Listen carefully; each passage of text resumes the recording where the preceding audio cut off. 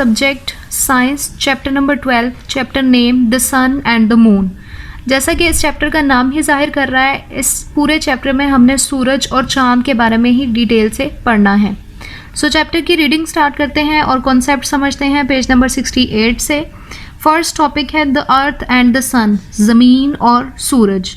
The sun is the center of our solar system and is necessary for life on earth। सूरज जो है ये हमारे solar system का centre है, मरकज़ है और ज़मीन पर ज़िंदगी के वजूद के लिए बहुत ज़्यादा ज़रूरी है।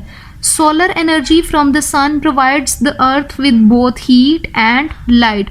और ज़मीन पर सूरज की तरफ से जो रोशनी पहुंचती है, सूरज की तरफ से जो एनर्जी पहुंचती है जिसको सोलर एनर्जी कहते हैं, वो ज़मीन के लिए दोनों चीज़ों का बहुत बड़ा सोर्स है, हीट का भी और लाइट का भी। यानी हरारत और रोशनी दोनों चीज़ें हमें सूरज से मिलती हैं। उसके बाद है what the sun is made of. सूरज किस चीज़ से मिलकर बना हुआ है। Like the earth and the moon the sun is shaped like a sphere. ज़मीन और चांद की तरह सूरज जो है वो एक स्फेयर की शक्ल का है। It is a huge ball of white hot gases, mainly hydrogen and helium. और ये गर्म गैसेस का मजमूआ है जिसमें दो गैसेस हाइड्रोजन और हीलियम बहुत ज़्यादा मिकदार में पाई जाती हैं। The sun is actually a small star. दर हकीकत सूरज जो है ये एक छोटा सा स्टार है, though it looks bigger than the other stars because it is much nearer to us. ये हमें देखने में बड़ा लगता है क्योंकि ये हमारी ज़मीन के करीब तरीन मौजूद है, लेकिन एक्चुअल में ये एक छोटा स्टार है। It is about 150 million kilometres away from the अर्थ। ज़मीन से सूरज का फासला 150 मिलियन किलोमीटर का है। Now that you know the distance between our planet and the sun, do you wonder why the sun's light is so brilliant that it can change the dark night into the bright day? अब चूँकि हमें पता चल गया है कि ज़मीन और सूरज के दरमियान जो फासला है वो कम है, जैसा कि उन्होंने फैक्ट भी दिया हुआ है कि 150 मिलियन किलोमीटर है, तो यही वजह है कि सूरज की रोशनी जब हम तक पहुंचती है कि वो इतनी ब्राइट होती है कि काली रात को सफ़ेद रोशन दिन में तब्दील कर देती है। Deep inside the sun, nuclear reactions like those in a nuclear bomb are continuously taking place and these produce heat and light। अब सूरज से जो हमें रोशनी और हरारत मिलती है उसकी वजह यह है कि सूरज के अंदर इसके सेंटर में बहुत सारे न्यूक्लियर रिएक्शंस हो रहे होते हैं, सेम वैसे ही जिस तरह के एक न्यूक्लियर बॉम्ब में मौजूद हो रहे होते हैं। Great fountains of boiling glowing gas shoot out of from the sun. और सूरज से उबलती हुई गर्म गैसेस का फाउंटेन निकलता है, जैसा कि उन्होंने पिक्चर में दिखाया भी है। The temperature at the surface of the sun is about 6000 degree Celsius but it is even hotter deep inside. जो सूरज की सतह का टेम्परेचर है, बाहर वाला टेम्परेचर है, वो 6000 डिग्री सेंटीग्रेड है, लेकिन सूरज का अंदरूनी हिस्सा जो है वो इससे भी ज़्यादा गर्म है। नेक्स्ट पेज नंबर 69 पर energy and gravity from the sun. सूरज से हासिल होने वाली एनर्जी और कशिश। The sun provides all the planets in the solar system with heat, light and other forms of energy. Solar system में पाए जाने वाले तमाम प्लैनेट्स को सूरज हरारत देता है, रोशनी देता है और एनर्जी की बहुत सारी दूसरी इकसाम भी देता है। This energy is known as solar energy. तो वो एनर्जी जो हमें सूरज से हासिल होती है उसको सोलर एनर्जी कहते हैं। Plants need sunlight to make their food and all our foods come their food directly or indirectly from plants। पौधों को ग्रोथ करने के लिए अपना फूड खुद बनाना होता है और पौधों को फूड बनाने के लिए सूरज की डायरेक्ट रोशनी की ज़रूरत होती है, और हमारा इंसानों का और जानवरों का फूड ज़्यादातर पौधों पर ही मुश्तमिल होता है। Life itself would not be possible without the sun's heat and energy. और अगर सूरज की हीट यानी हरारत और एनर्जी यानी तवानाई हम तक ज़मीन पर ना पहुँचे तो ज़मीन पर ज़िंदगी का वजूद मुमकिन ना हो। ये तो थी सूरज से हासिल होने वाली एनर्जी। उसके बाद बात करेंगे सूरज से हासिल होने वाली ग्रेविटी की। The pull of the sun's gravity is so strong that it keeps all of the planets orbiting around it. The sun holds the earth in its orbit. सूरज की ग्रेविटी इतनी स्ट्रॉन्ग है कि सोलर सिस्टम में orbit करने वाले तमाम सैयारों को सूरज ने अपनी तरफ खींच के रखा हुआ है और ज़मीन भी सूरज की वजह से ही अपने ऑर्बिट के अंदर हरकत करती है। उसके बाद इंटरेस्टिंग इन्फॉर्मेशन में पिक्चर के नीचे उन्होंने दिखाया हुआ है, the sun's heat is responsible for the creation of wind, cloud and rain and different sorts of weather on the planet. हमारी ज़मीन पर जो मुख्तलिफ़ किस्म के मौसम हैं, बादल बनते हैं, बारिश होती है, हवा चलती है, ये सब कुछ सूरज की वजह से ही मुमकिन है। उसके बाद है the earth and the moon, यानी ज़मीन और चाँद। The moon is the closest body to the earth in space. पूरी खला में ज़मीन के सबसे करीब तरीन जो सेटेलाइट है वो है चाँद। It is the Earth natural satellite object that orbits a planet at a distance of 380,000 kilometers। और चाँद जो है ये ज़मीन का नेचुरल सेटेलाइट है जो कि ज़मीन से 3,80,000 किलोमीटर फासले पर मौजूद है और ज़मीन के इर्द गिर्द घूमता है। In the same way as the sun's gravity keeps the earth in its orbit, the earth's gravity holds the moon in its orbit. बिल्कुल वैसे ही जिस तरह सूरज की ग्रेविटी ज़मीन को अपने मदार में रखती है, उसी तरह ज़मीन की ग्रेविटी चाँद को इसके मदार में रखती है। It takes about 29 days for the moon to complete one orbit around the earth. और ज़मीन के गिर्द एक चक्कर लगाने में चाँद को तकरीबन 29 दिन लगते हैं।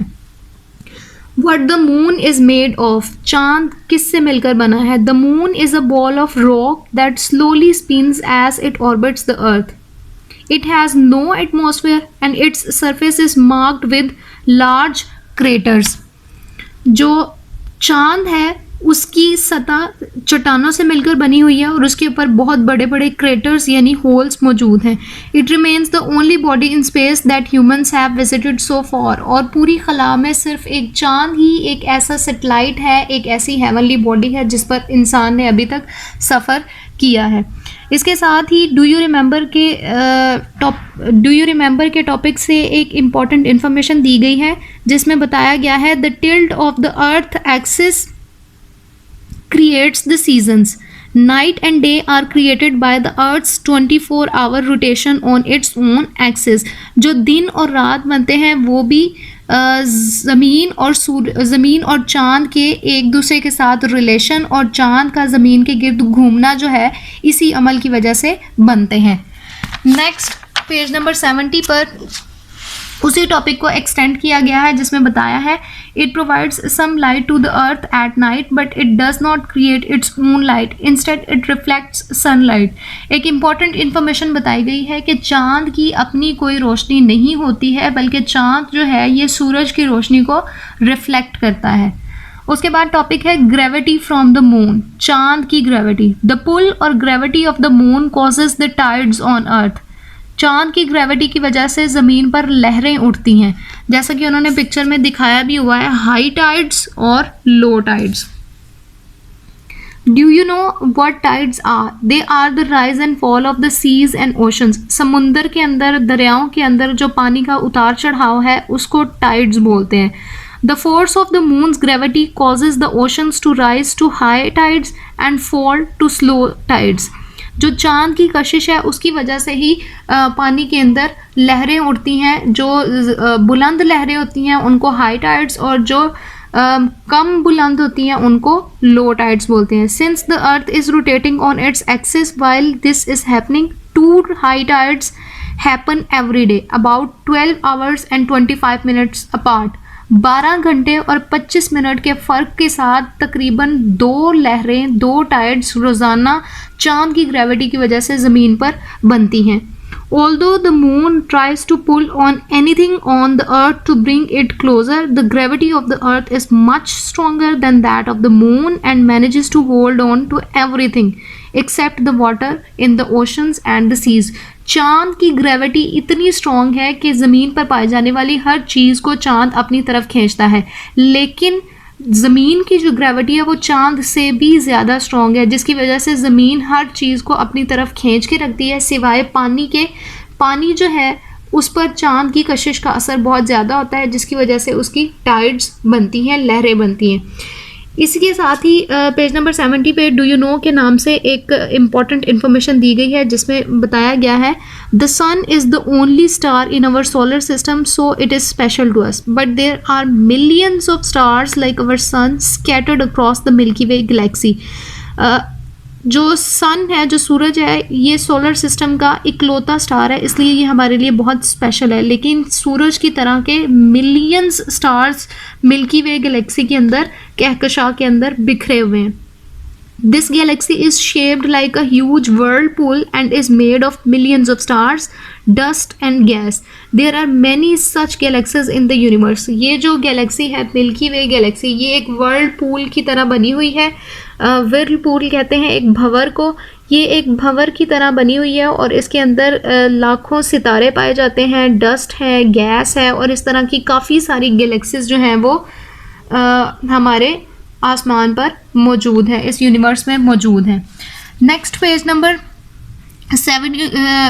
71 पर फेजेस ऑफ द मून के नाम से एक टॉपिक दिया गया है, जिसमें चांद के मुख्तलिफ फेजेस को दिखाया गया है और एक्सप्लेन किया गया है। What do you see when you look up at night sky? जब रात को आसमान पर आप देखते हैं तो आपको क्या नज़र आता है? Twinkling stars and the illuminated moon are the most prominent objects in the night sky. रात के वक्त आसमान पर चमकते हुए सितारे और रोशन चांद बहुत अहम प्रोमिनेंट ऑब्जेक्ट्स हैं। Does the moon always look the same every day? क्या रोज़ाना चांद एक ही शक्ल के साथ नज़र आता है? No, the moon appears to change its shape. ऐसा लगता है कि चांद अपनी शक्लें बदल रहा है। From the earth we see the moon grow from a thin crescent to a full moon and then shrinks back to a thin crescent again before vanishing for a few days. हम देखते हैं कि जो चांद है वो बिल्कुल एक धार नुमा हलाल से शुरू होकर एक मुकम्मल चांद तक ग्रोथ करता है और फिर वो वापस श्रिंक हो जाता है एक हलाल की तरफ। The changing shapes of the bright part of the moon are known as phases of the moon. तो ये जो मुख्तलिफ मरहले हैं इनको बोला जाता है phases of moon. The moon completes one orbit around the earth in about 29 days. चांद को ज़मीन के गिर्द एक चक्कर मुकम्मल करने में तकरीबन 29 दिन लगते हैं and this duration is called a lunar month. और 29 दिन के इस पीरियड को कहा जाता है ल्यूनर मंथ, यानी चांद का महीना। The moon appears to be changing its shape because it changes its location in space when it moves around the earth, that is why it causes the various phases of the moon. क्योंकि ये अपनी position बदलता रहता है इसलिए इसकी रोशनी में फ़र्क आता है जो हमें डिफरेंट फेजेस के थ्रू दिखता है। The moon goes through the following phases during its movement around the earth. और एक चांद जब ज़मीन के इर्द गिर्द घूम रहा होता है तो वो इन फेजेस से गुजर रहा होता है।